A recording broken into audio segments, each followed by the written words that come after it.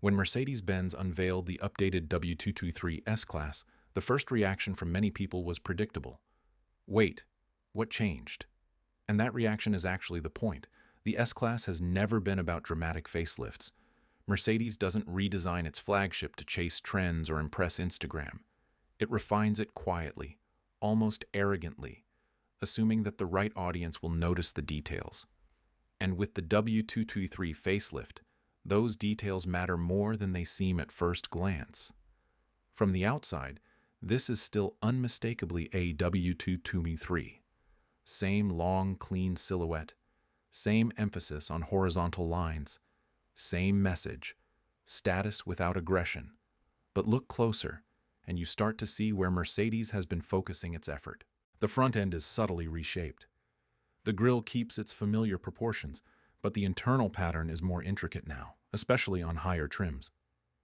The LED headlights gain updated light signatures, not just for looks, but for function. Mercedes has pushed its digital light system further, with more precise light distribution and smarter adaptation to traffic, road markings, and weather. This isn't just about brighter lights. It's about reducing driver workload at night, which is a very S-Class way of thinking. The bumpers are slightly revised too. Not sportier, not more aggressive, just cleaner. Aerodynamics have been quietly improved, helping with both efficiency and high-speed stability. It's the kind of change you'll never notice in photos, but you'll feel on an Autobahn cruise. At the rear, the updates are even more restrained. Revised taillight graphics, subtle chrome tweaks, nothing more. Mercedes clearly didn't want to disturb the visual identity of a car that still looks modern years after launch. But the real facelift doesn't start until you open the door. Inside, Mercedes continues its slow evolution rather than revolution. The layout remains familiar: the massive central OLED display, the digital instrument cluster, the floating surfaces. But the software underneath has taken a meaningful step forward. The MBUX system has been updated with faster response times and a cleaner logic structure. Menus feel less layered, less tech demo, and more intuitive. Voice control is smarter now, especially in natural language commands. It understands context better, and it interrupts less. That might sound minor, but anyone who actually lives with these systems knows how important that is. Rear seat passengers benefit even more. The S-Class has always been as much about the back seats as the driver's seat, and Mercedes hasn't forgotten that. Rear displays now offer smoother performance, better integration with personal devices, and improved streaming quality.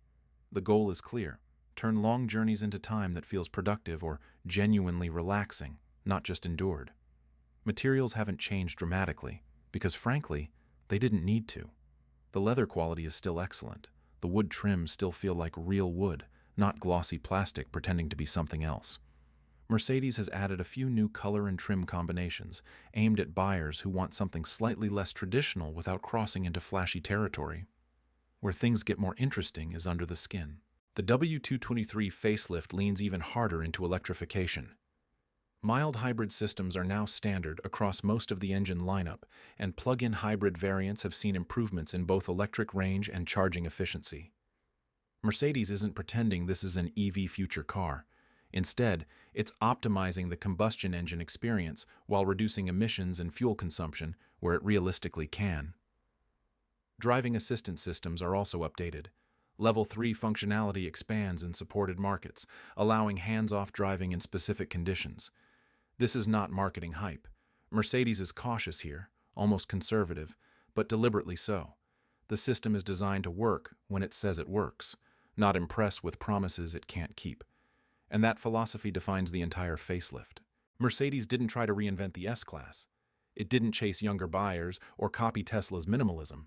Instead, it doubled down on what the S-Class has always been about: quiet confidence, technical depth, and long-term relevance. In a market where luxury cars are getting louder, sharper, and more performative, the updated W223 feels almost countercultural. It's a car that doesn't need to prove anything. It assumes you already know why it matters. In the next part, we'll dig deeper into engines, real-world driving feel, and why this facelift might actually age better than a more dramatic redesign. Under the skin, The W223 facelift is less about adding something radically new and more about fixing what didn't need to be exciting in the first place. Mercedes has clearly accepted one simple reality. The future is electric, but the present is still very much hybrid. So instead of killing combustion engines prematurely, they refine them and wrap them in smarter electrification. Across most markets, the updated S-Class lineup now leans heavily on mild hybrid technology. The inline-6 and V8 engines are still here, but almost every version now uses an integrated starter generator. On paper, that gives you smoother start-stop operation, quicker response off the line, and lower emissions. In real life, what you notice most is how seamless everything feels. Cold starts are nearly imperceptible. Traffic light restarts don't interrupt the cabin's calm. Even low-speed maneuvers feel more fluid, as if the drivetrain is always one step ahead of your inputs. This is exactly what a flagship sedan should feel like. Effortless, never rushed. The plug-in hybrid versions deserve special attention. Mercedes didn't just bump the electric range slightly and call it a day.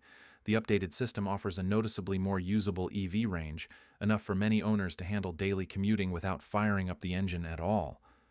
Charging speeds are improved too, which matters more than headline range numbers if you actually plan to use the electric side regularly. What's important is that none of this turns the S-Class into a tech experiment. The transition between electric and combustion power is smooth, almost invisible. There's no weird hesitation, no artificial throttle mapping. You just drive, and the car quietly decides what's most efficient in the background. And then there's how it drives. The W223 was already one of the most comfortable cars in its class, and the facelift doesn't change that character. Air suspension remains standard, but the tuning has been subtly revised. The car now does a better job of isolating sharp imperfections without feeling floaty at higher speeds. Body control is still excellent for something this large, especially on long, fast curves. Rear axle steering continues to be one of the unsung heroes of this platform. In the city, the S-Class feels smaller than it has any right to be. Parking, U-turns, tight streets, none of it feels stressful. On the highway, the system switches personality completely, adding stability instead of agility. You don't feel the system working, and that's exactly the point. Steering feel itself is classic modern Mercedes. Light, precise enough, but never sporty. This isn't a car that invites you to attack corners, even if it's perfectly capable of doing so.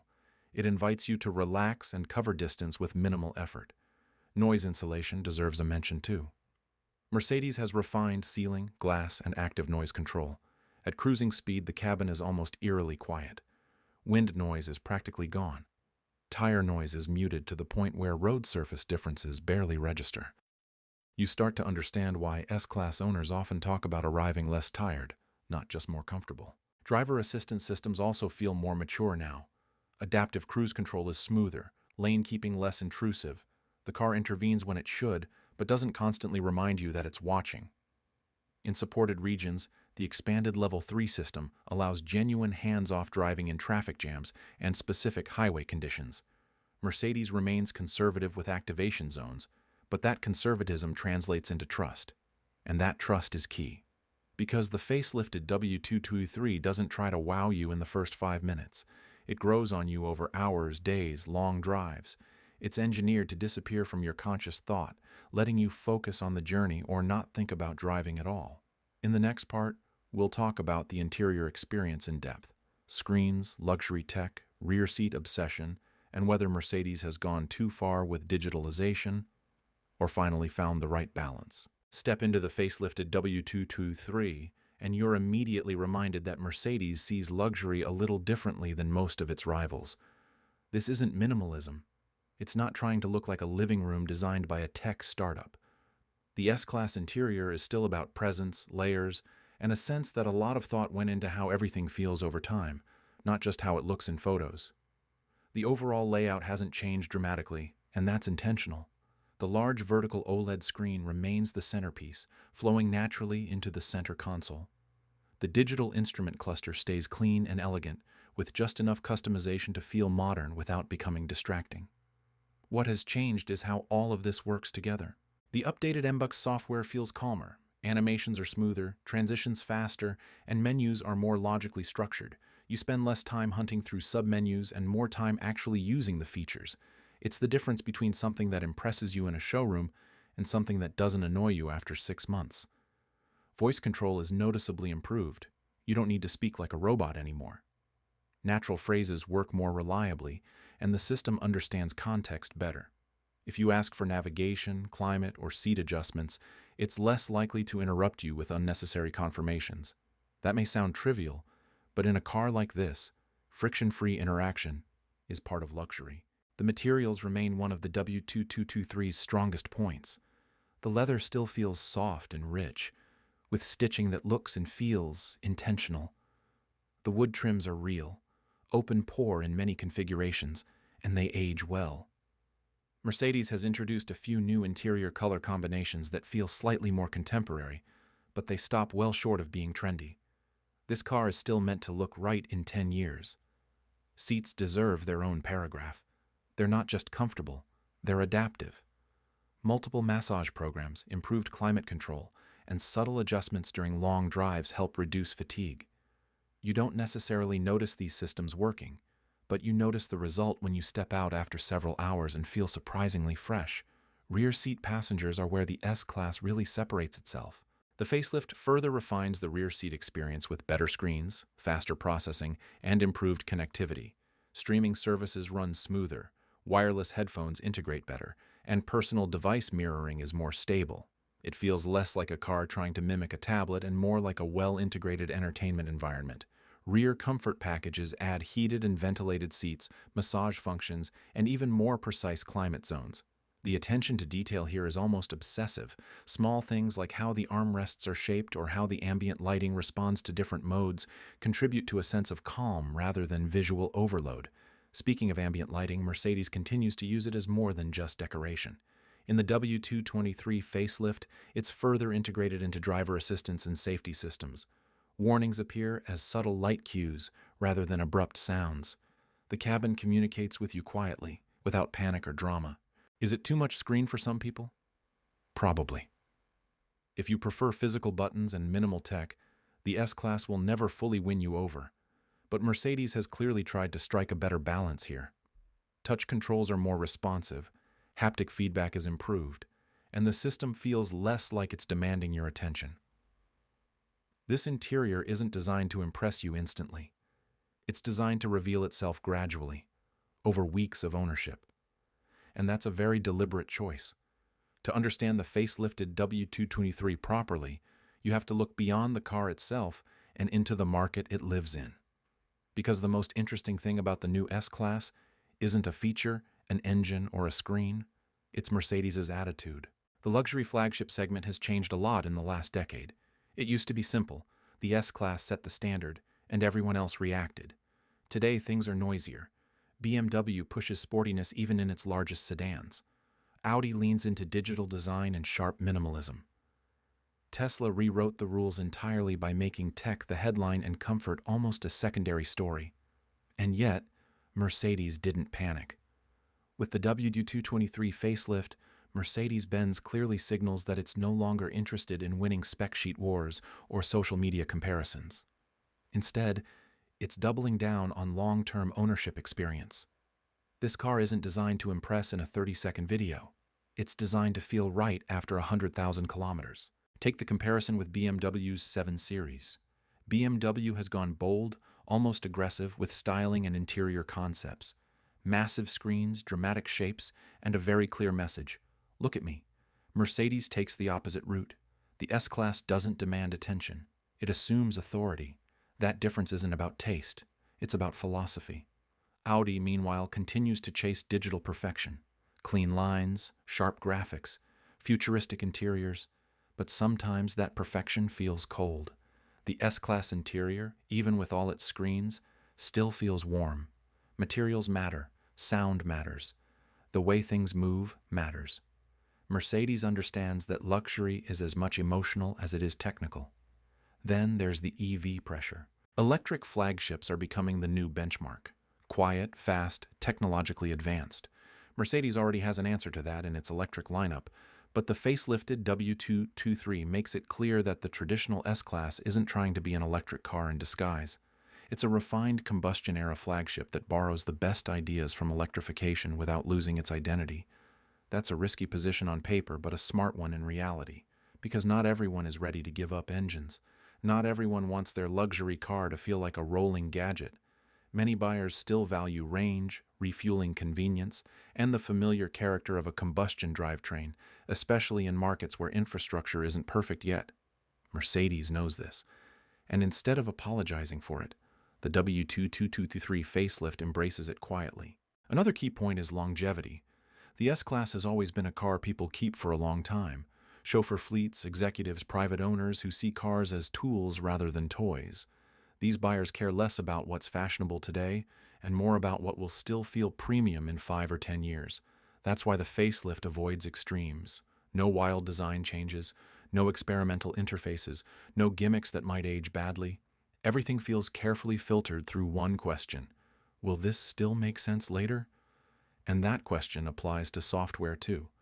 Mercedes has improved MBUX, but it hasn't turned the S-Class into a constantly changing beta product. Updates are meaningful, not disruptive. The car doesn't suddenly feel unfamiliar after a system update. Consistency is part of the luxury here.